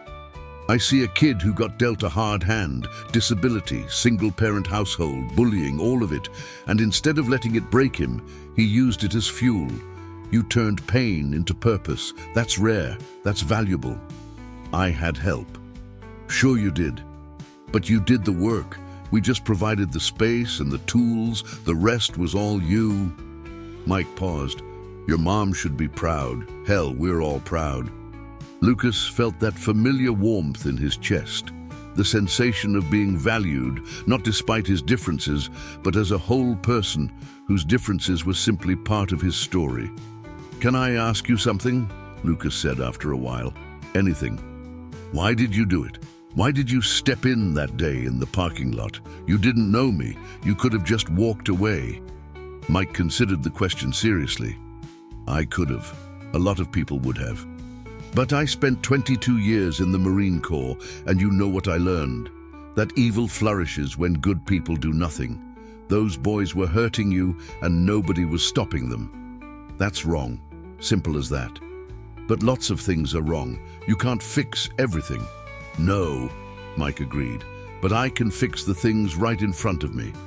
I can make sure that when I see injustice happening within my reach, I act. That's all any of us can do. Take responsibility for our little corner of the world. You do that consistently enough with enough people, and suddenly the whole world starts shifting. Lucas thought about that, about responsibility and action, about the difference between sympathizing and intervening, about how the Brotherhood's seemingly simple act of standing up to bullies had cascaded into changes throughout Jefferson High and beyond. I want to be like that, he said. Like you guys. Someone who shows up when it matters. You already are, Lucas. You've been showing up every Saturday for months. You showed up when you read that essay in front of the whole school. You showed up when you donated your prize money. Showing up is a choice you make every day, and so far, you've been making the right one. As the sun touched the mountain peaks, painting the sky in shades of orange and gold, Lucas felt a deep sense of contentment. 6 months ago, he'd been drowning in isolation, convinced that his deafness defined and limited him. Now he sat beside a man he'd come to see as a father figure, part of a community that valued him, with a motorcycle he'd built himself and a future full of possibility. Life hadn't become perfect. He still struggled with hearing, still faced casual discrimination and thoughtless ableism, still dealt with the ordinary challenges of being a teenager. But he no longer faced those things alone. He had backup, he had brothers, and sometimes that made all the difference. April brought full spring to Millbrook, and with it, preparations for the Iron Ridge Brotherhood's largest event of the year, the Veterans Day Charity Ride. Though planning started months in advance, this year's ride had a special significance. It would be Lucas's first official ride with the club, now that he had his motorcycle and his license. But it would also be his first real test of whether he truly earned his place in the Brotherhood, or whether he was still just a kid they'd felt sorry for. The test came unexpectedly on a Tuesday afternoon in late April. Lucas was walking home from school, enjoying the warm weather and the freedom of not having to worry about Tyler and his friends anymore. They'd maintained their truce, settling into wary mutual respect, if not actual friendship. Jefferson High had implemented new anti-bullying protocols, including mandatory training for staff and a peer mediation program that actually seemed to work. Life was good, manageable, safe. That should have been his first warning. He was passing through the town's small park, a shortcut he'd started taking now that he didn't fear ambush, when he heard crying. The sound cut through even his limited hearing, high-pitched and distressed. Lucas followed the sound to a cluster of trees near the playground. There, he found a girl, maybe 9 or 10 years old, huddled against a tree trunk with tears streaming down her face. A boy who looked like her older brother stood nearby, his hands moving in rapid, frustrated gestures. Sign language. Both children were deaf. Lucas's stomach clenched. He recognized the situation because he'd lived it. The isolation of being deaf in a hearing world, the fear when you couldn't communicate your distress to those around you, the vulnerability. He approached carefully, making sure the children could see him coming so he wouldn't startle them. When he was close enough, he began signing. "Are you okay? What's wrong?" The girl's eyes widened with relief at encountering someone who could communicate with her. Her hands flew in response, explaining through tears that they'd been in the park with their mother. But their mother had left to get something from the car and hadn't come back. They'd been waiting for over an hour. They didn't know where she was or what to do. The boy added that they'd tried asking adults for help, but nobody understood sign language, and people got frustrated trying to communicate. One man had even yelled at them for making noise, the inadvertent vocalizations deaf children sometimes made without realizing it. Lucas felt rage and recognition in equal measure. These children were experiencing exactly what he'd experienced 1,000 times. being treated as problems rather than people, punished for the crime of being different. "I'll help you," he signed. "Do you know your mum's phone number?" They did. Lucas pulled out his phone and called, but it went straight to voicemail. He texted instead, explaining that he'd found the children in the park and they were safe, asking the mother to respond immediately. No response. Lucas checked the time. His mother would be at work for another 3 hours. The kids couldn't just stay in the park indefinitely, but he also couldn't take them somewhere without parental permission. That looked like kidnapping, even with good intentions. He was trying to figure out his next move when he saw them. 3 teenagers from the local high school, older than the kids but younger than Lucas, approaching with the swagger of people looking for entertainment at someone else's expense. "Hey, look," one of them called out loudly. "It's the weird kids who make those noises." Lucas positioned himself between the teenagers and the children. "Back off," he said clearly. "Or what?" The speaker, a tall kid with bleached hair and a face full of piercings, stepped closer. "You gonna make weird noises too?" "I said back off." Lucas kept his voice level, calling on every lesson Mike had taught him about projecting confidence without aggression. "These kids freaks or something?" another teenager asked. "They were doing that hand stuff earlier. My girlfriend said they were probably gang signs." "They're deaf," Lucas explained, his patience already wearing thin. "They were signing. It's language, and they're lost, so unless you're planning to help, I suggest you move along." "Oh, the freak defender has arrived," the third teenager mocked. "What are you, some kind of hero?" Lucas didn't respond to the provocation. Instead, he pulled out his phone and made a show of taking photos of the 3 teenagers. "I'm documenting this encounter. If you bother these kids, or me, I've got your faces. I've also got friends who take harassment very seriously." The implied threat worked. The teenagers muttered a few more insults, but backed off, apparently unwilling to risk actual consequences for their entertainment. Lucas let out a breath he hadn't realized he'd been holding and turned back to the children. The girl had stopped crying, watching Lucas with something like awe. Her brother signed a simple, "Thank you." Lucas's phone finally pinged with a response. The children's mother had been in a car accident. Minor, but her phone had been damaged. She was on her way back to the park now, frantic with worry. 20 minutes later, a woman arrived running, her face streaked with tears. She gathered her children into her arms, signing rapidly that she was sorry. So sorry. There had been an accident. Her phone broke. She came as fast as she could. Then she turned to Lucas. "You stayed with them?" "Of course," Lucas signed back. "I couldn't leave them alone." "You sign." "I'm deaf too. Bilateral hearing aids." Understanding and gratitude flooded the woman's face. Thank you so much. I was terrified. In this town, nobody understands." "I know," Lucas assured her. "I live here. I get it." The woman, her name was Catherine Morris, insisted on getting Lucas's phone number so she could properly thank him later. Her children hugged him before leaving, the girl signing that he was the nicest person she'd ever met. Lucas walked home feeling shaken, but also validated. He'd encountered a situation that required intervention, and he'd intervened. He'd stood between vulnerable people and those who would mock or harm them. He'd done what Mike and the Brotherhood had taught him. He'd shown up when it mattered. That Saturday, Lucas recounted the story to the Brotherhood during their morning meeting. He expected approval, maybe some advice on how he could have handled it better. What he got was something different entirely. "You did good, kid," Mike said seriously. "Really good, but I'm concerned." "About what?" "About the pattern.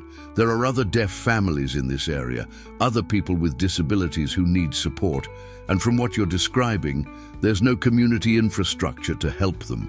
No awareness, no accommodation, no protection." Tommy nodded. "He's right. Millbrook's a good town in a lot of ways, but it's not set up for diversity.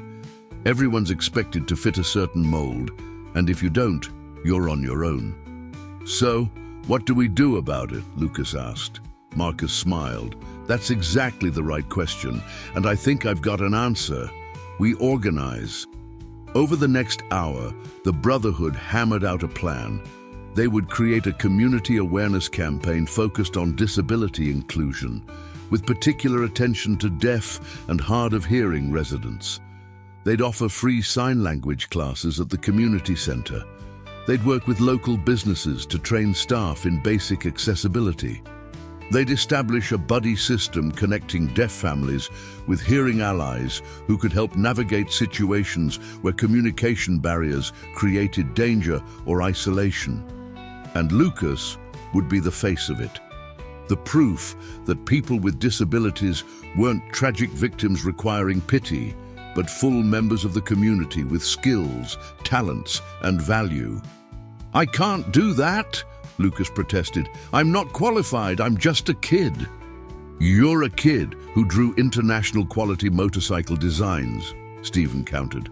You're a kid who rebuilt an entire motorcycle from parts. You're a kid who stood up to protect children he'd never met. Stop selling yourself short. Plus, Anthony added, you won't be doing it alone. We'll be right there with you. All of us. Lucas looked around at these 8 men who'd taken him in, taught him, protected him, and believed in him when he hadn't believed in himself. They weren't asking him to lead this initiative because they pitied him. They were asking because they trusted him, because they knew he had the credibility and the heart to make it work. Okay, he said finally, let's do it. The campaign launched in early May with a community barbecue in the town park, the same park where Lucas had found Catherine Morris's children. The Brotherhood provided food and music, while Lucas and several deaf community members they'd recruited taught basic signs to anyone interested. The turnout exceeded expectations. Over 200 people attended, including Principal Donovan, several city council members, and local business owners. Even Tyler Morrison showed up, bringing his father, Tommy Morrison's brother, who apologized directly to Lucas for his son's past behavior and pledged support for the Inclusion Initiative. Catherine Morris attended with her children, telling anyone who would listen how Lucas had protected her kids. Her testimony carried weight. She wasn't a teenager asking for accommodation. She was a mother whose children had been vulnerable, and Lucas had stepped up. By the end of the day, 15 businesses had committed to basic sign language training for staff. The library had agreed to host weekly ASL classes. The school board had pledged to hire a dedicated accessibility coordinator. And Lucas had given a short speech, translated into sign language by Catherine and spoken aloud by Mike, about what inclusion really meant. It's not about special treatment, Lucas had said, his voice steady despite his nerves. It's about recognizing that different doesn't mean less. It's about building a community where everyone can participate, where everyone has value. It's about showing up for each other, especially when it's hard. The applause had been thunderous. In the weeks that followed, Millbrook began to change in small but significant ways. Store clerks learned basic signs, teachers received training on working with deaf students. The police department added visual alert systems to complement their audio sirens. Most importantly, deaf families in the area began to connect with each other, forming a support network that had never existed before. Catherine Morris became a leader in that network, working alongside Lucas to identify needs and solutions. The Brotherhood's charity ride in June was their most successful ever, raising over $50,000 for veteran support services. Lucas rode his Honda CB350 in the pack of bikers, 57 motorcycles strong, winding through Montana's mountain roads with the sun on his face and his brothers surrounding him. At the ride's endpoint, a park in a neighboring town where they'd organized a festival, Lucas was interviewed by a local news reporter about the Brotherhood's work. "What's the most important thing the Iron Ridge Brotherhood has taught you?" the reporter asked. Lucas thought carefully before answering. That strength isn't about being the toughest or the loudest. It's about showing up for people who need you, consistently and without expecting anything in return. It's about building community instead of tearing it down. And it's about recognizing that every single person has value, regardless of their abilities or circumstances. The interview aired that night on local television. Lucas's mother called him, crying with pride, while text messages flooded in from classmates, teachers, and community members. But the message that meant the most came from Mike. "You've become exactly the kind of man I hoped you would be. Your father, whoever he was, is missing out on knowing someone truly exceptional." Lucas saved that text message. On difficult days, when doubt crept in or old insecurities resurfaced, he'd reread it and remember that he was valued, he was capable, he was enough. Summer arrived with heat and possibility. Lucas split his time between working part-time at Morrison's auto shop. Tommy had hired him officially to help with mechanical work, continuing his community inclusion advocacy and preparing for his junior year at Jefferson High. The motorcycle had given him mobility and independence. He rode it everywhere, to work, to brotherhood meetings, occasionally just for the pure joy of feeling the engine rumble and the wind rush past. Other students had started talking to him about bikes, asking his advice on repairs or modifications. He'd become known as the motorcycle guy, an identity that felt infinitely better than the deaf kid. But Lucas hadn't forgotten where he'd come from, or the vulnerability he'd felt before the Brotherhood intervened. That memory drove his continued advocacy work. In July, he organized a Disabilities Awareness Day at Jefferson High, despite it being summer break. Over 100 people attended, students, parents, community members, to learn about various disabilities and how to create more inclusive spaces. The event featured speakers with physical disabilities, autism, blindness, and deafness, each sharing their experiences and practical advice. Lucas coordinated the entire thing, demonstrating organizational skills that impressed even Mike. "You've got leadership potential," Mike told him afterward. "Real potential. Have you thought about what you want to do long term?" "I want to keep doing this," Lucas replied. "The advocacy work, the community building. But I also want to design motorcycles professionally." Is it crazy to want both? Not at all. The best leaders are people who understand struggle firsthand and who have technical skills to offer. You could design accessible motorcycles, work with manufacturers on inclusive products, advocate for disabled riders. The motorcycle community needs people like you. The idea took root in Lucas's mind. He researched colleges with strong engineering programs and disability services. He connected with organizations that advocated for disabled motorcyclists. He began sketching designs for motorcycles with accessibility modifications, hand controls for people who couldn't use foot brakes, mounting systems for wheelchair users, visual indicators for deaf riders. In August, just before school started, the Iron Ridge Brotherhood received a letter from the governor's office. They were being recognized with a Community Service Award for their disability inclusion work. The ceremony would take place in the state capitol in September. Lucas was specifically named in the commendation as a young leader whose personal experience with disability and subsequent advocacy work has transformed his community's approach to inclusion and accessibility. When Mike read the letter aloud at their Saturday meeting, the Brotherhood erupted in cheers and congratulations. Marcus hugged Lucas so hard, he lifted him off the ground. "We're proud of you, kid," Tommy said, his voice gruff with emotion. "Damn proud." Lucas's mother accompanied him to the Capitol for the award ceremony. She'd bought a new dress for the occasion, the first new clothing she'd purchased for herself in years, and Lucas wore his Brotherhood leather jacket over dress pants and a button-down shirt. The governor shook Lucas's hand and posed for photos, praising the Brotherhood's work and Lucas's leadership. "Young man," she said, facing Lucas directly so he could read her lips. "You represent the best of what community service can be. You've taken personal pain and transformed it into public good. That's rare and valuable. Don't stop." "I won't," Lucas promised. The award hung in Morrison's auto shop afterward, mounted on the wall near the office where everyone could see it. But for Lucas, the real reward wasn't the plaque or the recognition. It was the knowledge that he'd helped create change. That deaf kids growing up in Millbrook now would face fewer barriers and less isolation than he had. That fall, Lucas's junior year started with him in a completely different position than he'd occupied the previous year. He was no longer invisible or targeted.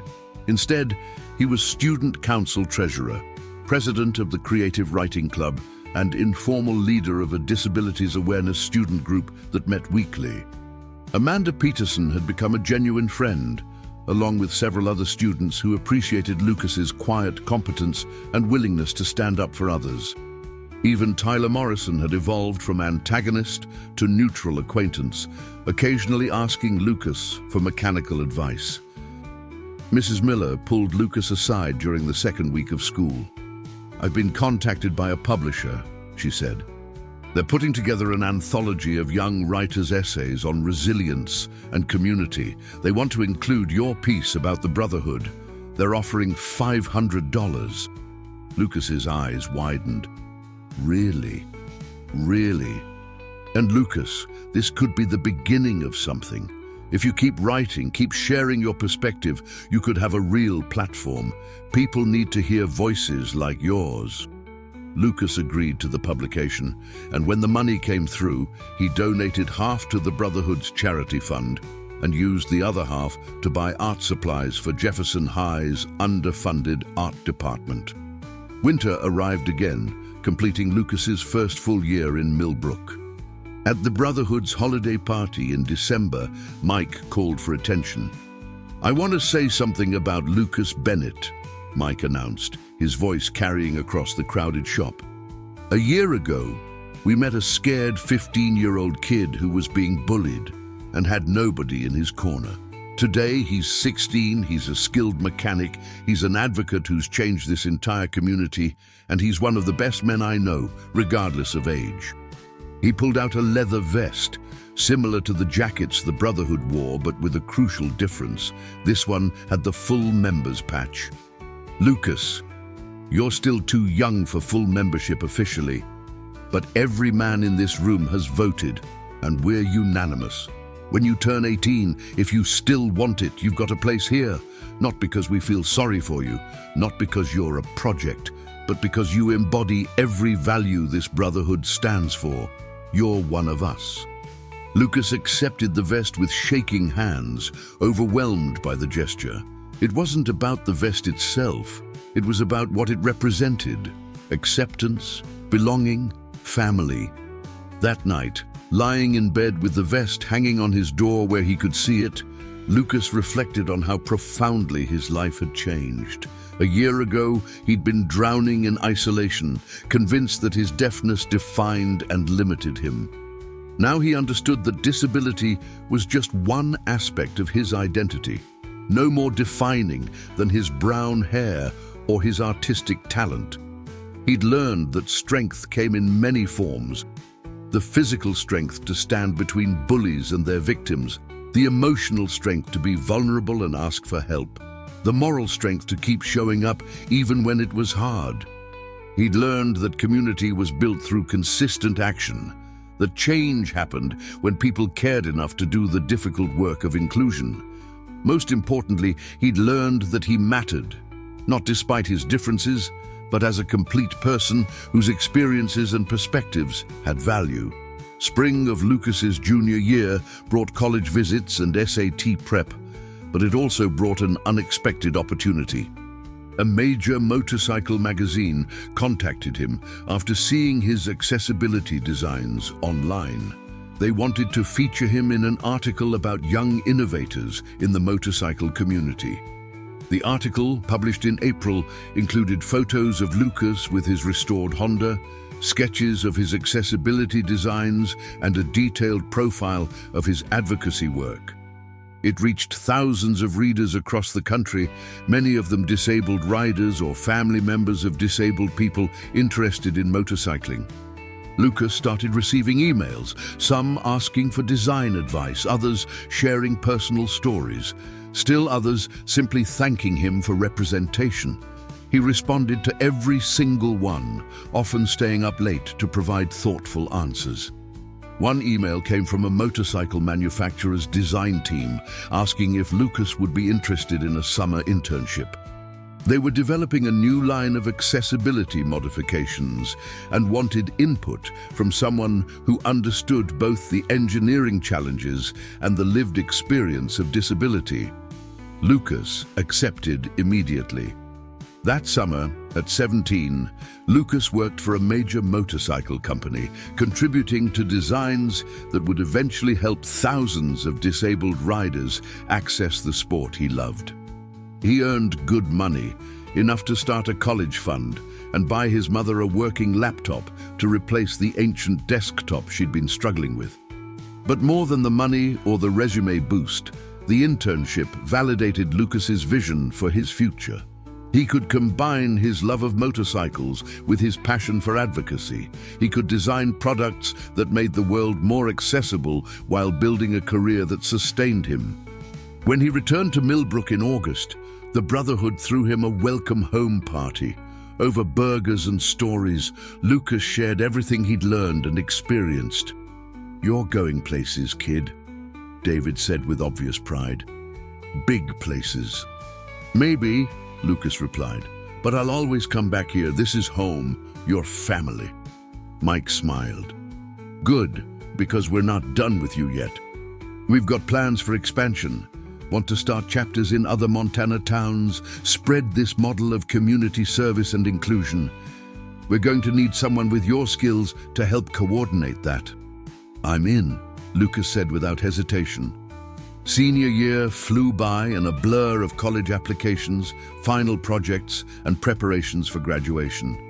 Lucas was accepted to Montana State University's engineering program with a full scholarship funded by a disability advocacy organization. He would study mechanical engineering with a focus on accessible design. At graduation in May, Lucas walked across the stage to receive his diploma while the Brotherhood, all 8 men in full leather, stood and cheered. His mother cried. Mrs. Miller applauded enthusiastically. Even Principal Donovan smiled with what looked like genuine pride. Tyler Morrison, who would be attending the same university on a football scholarship, caught Lucas after the ceremony. "Hey, Bennett. I know we're not exactly friends, but I'm glad we ended up in the same place. Montana State's big. It'll be good to see a familiar face." "Yeah," Lucas agreed. "It will." The summer after graduation, Lucas worked full-time at Morrison's auto shop while helping the Brotherhood launch their first satellite chapter in a town 60 miles away. He trained new members on community organizing, shared his accessibility advocacy model, and helped design their chapter's logo. On his 18th birthday in March of his freshman college year, the Iron Ridge Brotherhood held a formal induction ceremony. Lucas knelt before his brothers, because that's what they were now, officially and permanently, and recited the Brotherhood oath. "I pledge to live with honor, to serve my community, to protect the vulnerable, to stand with my brothers, and to use my strength for good. I pledge to show up when it matters, to speak truth even when it's uncomfortable, and to remember that every person has value. I am Iron Ridge." Mike placed the full membership vest on Lucas's shoulders, and the Brotherhood roared their approval. Later, after the formalities concluded and they were just sitting around the shop drinking beer, or in Lucas's case, soda, since he was the youngest, Mike pulled Lucas aside. "I've been thinking about the first time I saw you," Mike said. "You were on the ground, your stuff scattered everywhere, and you looked so defeated, like you'd accepted that this was just how life would be." "I had accepted it," Lucas admitted. "I thought that was my role. The victim, the outsider. And now?" Lucas considered the question, thinking about everything that had changed. Now I know that we choose our roles. We choose whether to accept injustice or fight it.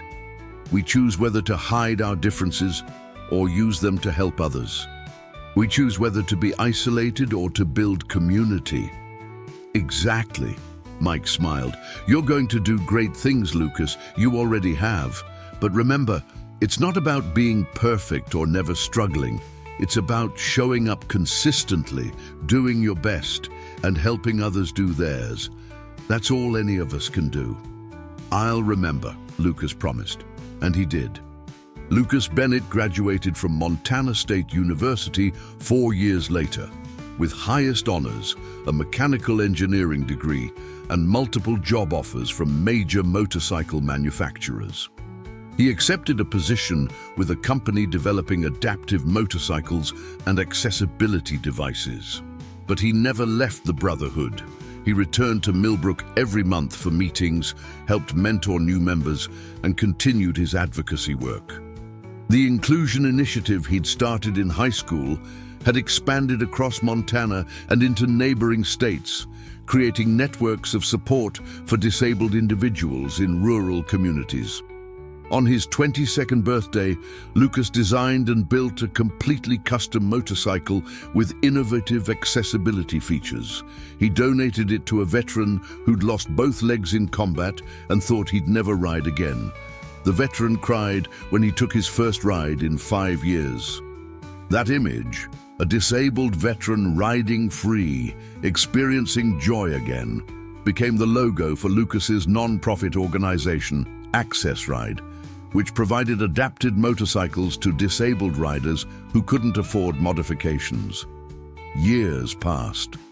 Lucas never forgot the scared 15-year-old he'd been, the one who thought his deafness made him less than human. He carried that memory as fuel, using it to drive his work and his advocacy. He spoke at conferences about inclusive design. He testified before Congress about accessibility regulations. He designed motorcycles that appeared in magazines and showrooms around the world.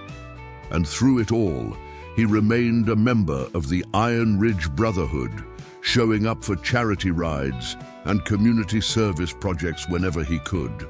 The Brotherhood itself grew under Lucas's influence, expanding to 30 chapters across 5 states.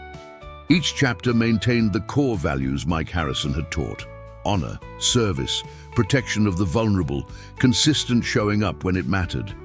When Lucas was 25, Mike Harrison retired from active riding due to health issues. Before he stepped back, he pulled Lucas aside one last time. "I want you to know something," Mike said, his voice rougher than it had been a decade earlier, but his eyes still sharp. "When I saw you in that parking lot all those years ago, I thought I was just stopping a bullying incident.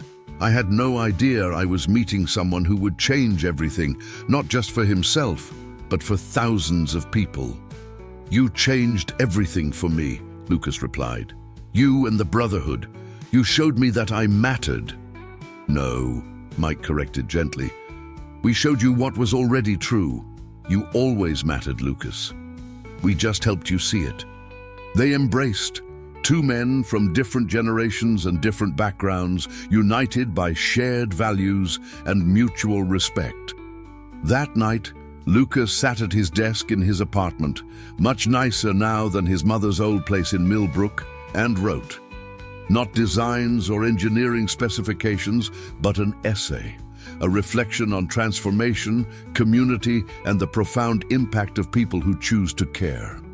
He titled it, "The Brotherhood That Rebuilt Me," and submitted it to the same magazine that had published his high school essay. It was accepted immediately and went viral within days. Thousands of people shared it, relating to Lucas's story of isolation transformed into purpose, of vulnerability becoming strength, of finding family in unexpected places. The comment section filled with stories from other people, disabled individuals who'd found community, former bullies who'd changed their ways, parents of deaf children grateful for representation, veterans who'd been helped by the Brotherhood's work. Lucas read every comment, responding when he could, humbled by the reminder that his story wasn't just his own. It belonged to everyone who'd ever felt invisible, everyone who'd struggled to find where they fit, everyone who'd been saved by people who chose to show up. 20 years after that day in the Jefferson High parking lot, Lucas Bennett returned to Millbrook for a special occasion. The town was dedicating a new community center, fully accessible and designed specifically to serve disabled residents and their families.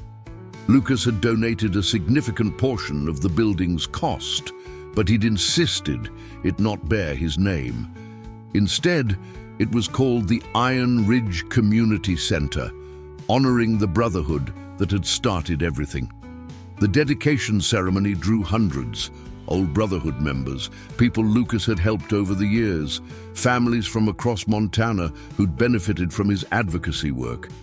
Patricia Bennett, now in her 60s and finally retired from nursing, stood beside her son with pride radiating from every line of her face. Mike Harrison, now in his 70s and using a cane but still formidable, cut the ribbon alongside Lucas. The crowd cheered. Children ran into the new building, marveling at the visual alert systems, the sign language classes advertised on bulletin boards, the accessible playground outside. After the formal ceremonies concluded, Lucas found himself standing in the parking lot of Morrison's Auto Shop, now run by Tommy's son, but still bearing the same weathered sign. His midnight blue Honda CB350, now a classic, sat parked in the same spot where he'd first worked on it 20 years earlier. He ran his hand over the tank, feeling the smooth paint he'd applied with such care, remembering the scared teenager he'd been, and marveling at the distance traveled. "Still runs?" a voice asked. Lucas turned to find Tyler Morrison approaching, now a high school coach and father of 3. They'd maintained a cordial relationship over the years, never close friends, but no longer enemies. "Like a dream," Lucas replied. "This bike has never let me down." "You've come a long way from that kid in the cafeteria." "We both have." Tyler nodded. "I've been teaching my kids about respect, about standing up for people who are different. I don't want them making the mistakes I made." "That's good. That's really good." They stood in companionable silence for a moment, two men who'd started as antagonist and victim but had grown into something more complicated and more hopeful. Proof that people could change, that past harm didn't have to define future relationships. As the sun set over Millbrook, casting long shadows across the mountains, Lucas thought about everything that had changed and everything that hadn't. He was still deaf. That fundamental fact of his identity remained constant, but he was no longer defined by limitation or isolation. He was an engineer, an advocate, a brotherhood member, a son, a friend, a leader. He was someone who showed up when it mattered, who used his pain to prevent others' pain, who built community instead of walls. He was Lucas Bennett, and he mattered. Not despite his differences, but because of the totality of who he was. And that, ultimately, was the lesson the Iron Ridge Brotherhood had taught him, that mattering wasn't something you earned or proved. It was something you chose to believe every single day, until eventually it became undeniable truth. Did this story touch your heart in any way? If so, I'd love to hear about it in the comments below. Please take a moment to like this video, share it with someone who needs to hear this message, and subscribe to our channel for more inspiring stories like this one. Your support helps us continue bringing these powerful narratives to life.